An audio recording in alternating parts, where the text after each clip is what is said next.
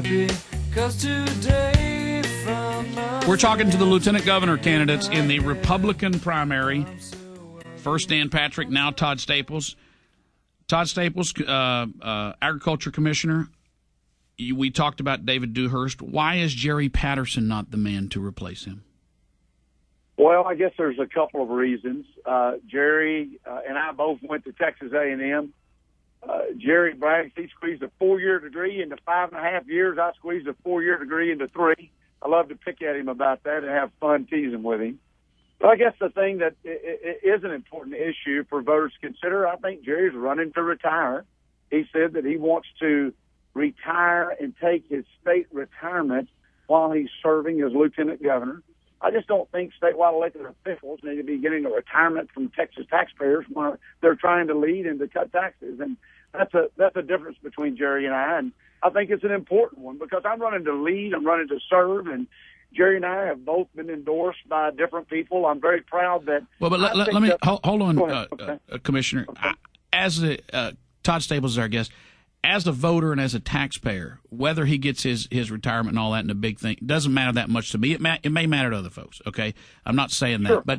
but I want to know, what are you going to do differently? What is an issue where you are different than Jerry Patterson? Jerry and I both care about Texas, but I have a record of taking on tough issues and delivering results and getting it done. I was ranked the top conservative in both chambers. Jerry wasn't. I have a record of giving money back to the taxpayer from running my agency. I have taken on new responsibilities and delivered services at lower cost and with fewer number of employees. And I think those are differences in our leadership style and what we've delivered on. And so when it comes to the border, I think that I developed a strategic plan that addresses border security first and addresses a failed guest worker program. And Jerry's plan is not strategic and is not as involved and deep, and that is a big difference between Jerry and I. Finally, Dan Patrick, take a minute on that. Dan talks a lot about fiscal responsibility, but he has a history of his bankruptcy, of not paying his bills, of not paying his debts, and of tax liens. Dan attacked Ted Cruz on his radio show, actually ambushed him in that U.S. Senate race. Dan has carried bills that would give him, as a legislator, Second Amendment rights that other Texans would not have. And I just think that just because you're entitled to, you have a title, you're not entitled. And that's a big difference between Dan and I. Dan is the only person in this race who has actually given benefits to those coming into our country illegally, and yet he talks about being a border hawk. Dan just has a hard time telling the truth on issues, and it puts one more big question mark on him and his leadership style. Let's talk about what Dan Patrick said about you. He said that in 2001, as a state senator, you voted to give driver's licenses to illegals. You also voted to give in-state tuition to illegals, and that you voted for free health care for illegals. One at a time. Driver's licenses to illegals. Did you vote that way, and if so, why? In 2001, I was ranked the top conservative senator in the Senate. The bill that we voted on did not give driver's license to those that are here illegally, and Dan's just not telling the truth.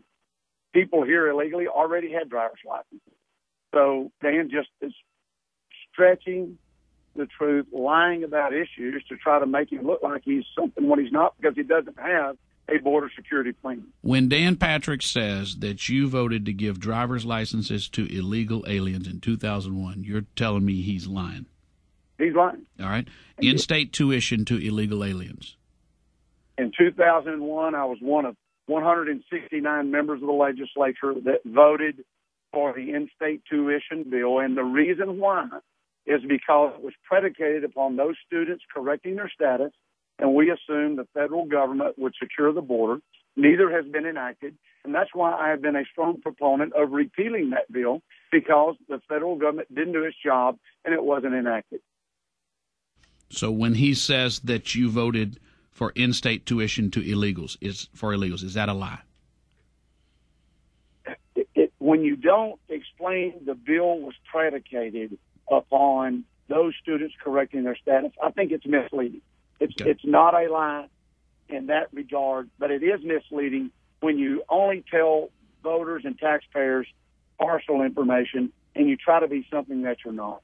And Dan just doesn't tell the truth, and he rolls that into these other issues that you're talking about that he is actually lying about.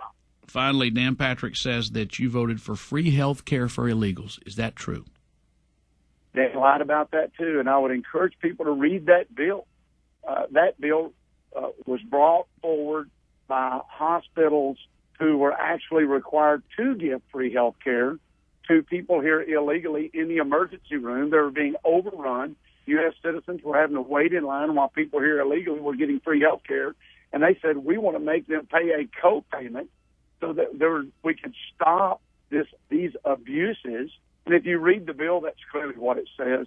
I have not voted to give 1 cent of taxpayer money as a state taxpayer and a state legislator for those that are here illegally, and he's lying about that. Finally, it's been pointed out in your ads that Dan Patrick supported David Dewhurst, and he said, yes, he did endorse him, but he said you also supported David Dewhurst over Ted Cruz and that you wrote a letter on his behalf. Is that true?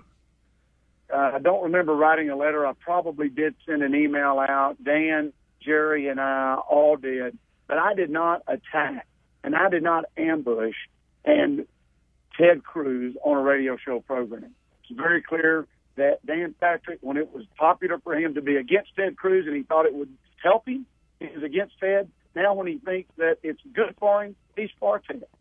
That's just so disingenuous and hypocritical in the way that he does his business, and people recognize that. I hope people in this race are peeling the onion back behind the first layer and really looking, because when you say Ted Cruz, that's just a lie on his radio show, when Ted demonstrated that Dan actually did say these things and did endorse David and agrees with him 98% of the time. That's just who Dan Patrick is. He does what's popular at the moment. I want a leader who will fight for what's right, and that's why I'm running for lieutenant governor. Todd Staples, you have 1 minute uninterrupted. We'll go to the break. Why should folks vote for Todd Staples for lieutenant governor? I'm a fighter for Texans, and when voters have looked at all 4 candidates, I'm getting key endorsements. Ted Cruz's grassroots chair, Kay Goolsbee, recently endorsed me, and Kay Goolsbee is now my Get Out the Vote chair. I've been endorsed by the Clear Lake Tea Party after they vetted all the candidates, the Sam Houston Tea Party, the Alvin Tea Party. I believe that Texas is a great state, Michael, but I believe that we can do better, and that's why I'm running for lieutenant governor. And quite frankly, I run for public office because I'm sick and tired of politicians that don't listen to voters. That's why I've dedicated much of my life to fighting on behalf of Texans. I fought for landowners along the border who are being chased off their land by drug cartels. I fought for tax cuts that have helped Texas lead the nation in job growth. I fought for eminent domain reform to protect private property owners, and I fought to protect Texas jobs by suing Obama's EPA. Todd Staples are not status quo voters. Thank you. Todd Staples, the man who sounds most like Ed Young in the race. That's to be sure. Todd Staples. Michael